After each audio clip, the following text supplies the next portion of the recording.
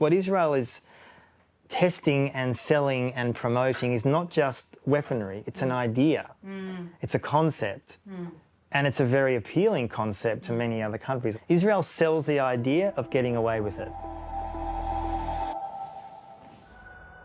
Israel has been occupying the West Bank since 1967 and has developed a unique system of controlling the Palestinian population, from checkpoints and the separation wall to increasingly innovative methods of surveillance.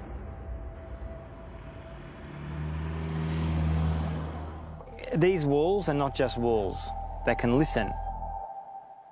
And they are listening to probably us right now, I suspect. It's in these population management technologies that Israel is a global leader.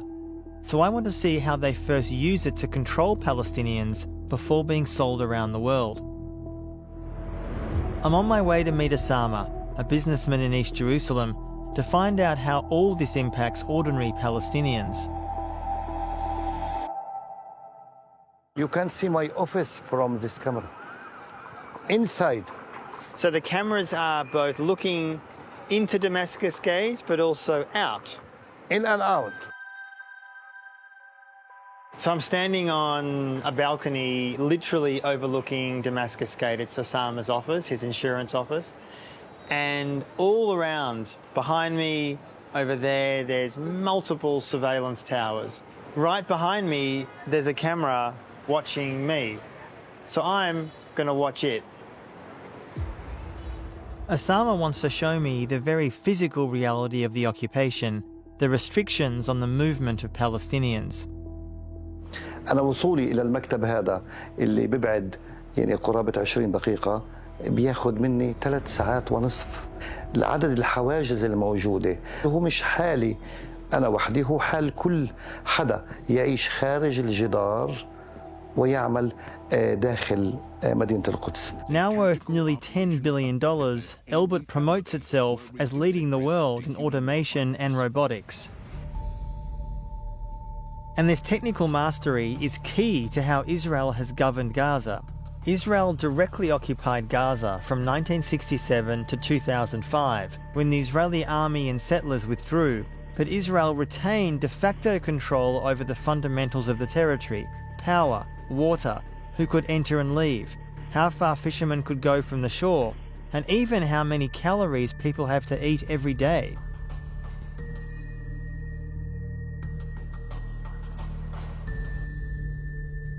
The depth of this control was constantly updated with technology.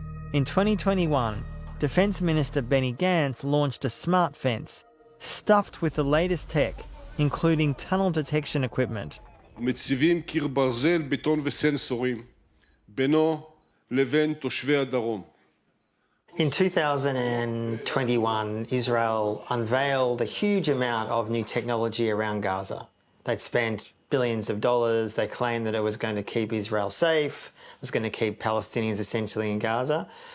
What exactly was being put in place around that time? Well, all sorts of equipment.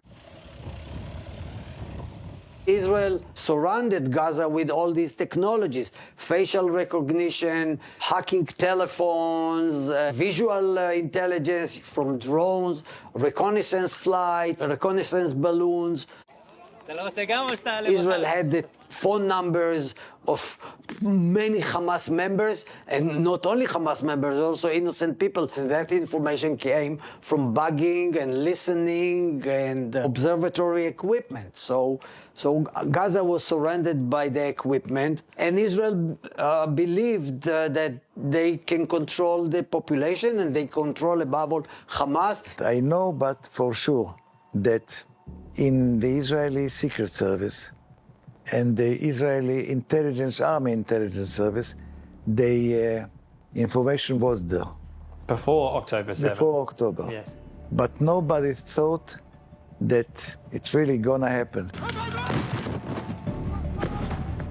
Everybody thought, the Hamas would not dare. Maybe they do a terror act, but not such an operation. The biggest failure starts from the higher level of command, which actually refuses to believe or to see it coming.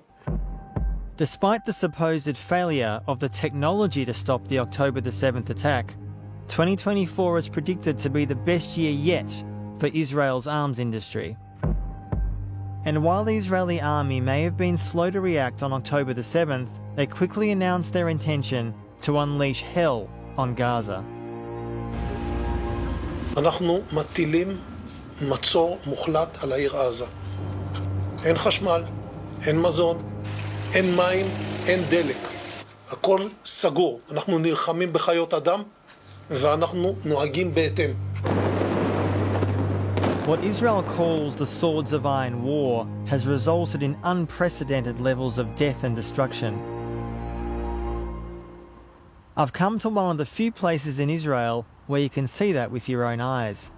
Storing surveillance on an entire population generates a vast amount of data. Enter Google and Amazon, who have been building cloud services and data farms in Israel since 2021 under a deal called Project Nimbus. After the war began, the Army's computing division said they were collecting so much data they had to move some of it onto the civilian cloud.